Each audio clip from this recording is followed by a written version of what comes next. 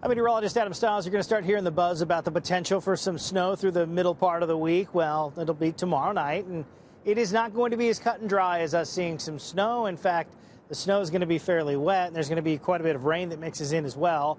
Road temperatures likely going to stay above freezing in most spots, but the city is out applying some salt and some brine out on some of the roadways, especially the hills and bridges, in advance of this potential weather maker for us.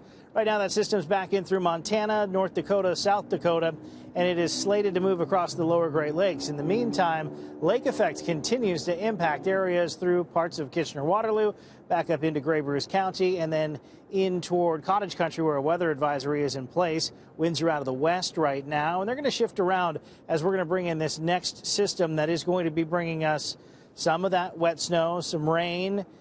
Probably not going to see ice pellets. We don't see the right temperature profile for that per se, but we are going to see, again, some wet snow working its way in throughout the evening and throughout the overnight hours, with rain, that rain-snow line basically shifting back and forth from right along the lakeshore to about north of the 401. But we will see that wet snow melting on contact as temperatures are going to be about 3 degrees or so to start, and then dropping to about 1. So 5 to 10 millimeters of rain expected, with a couple of slushy centimeters of snow, especially for areas to the north where we could see 2 to 3 centimeters likely.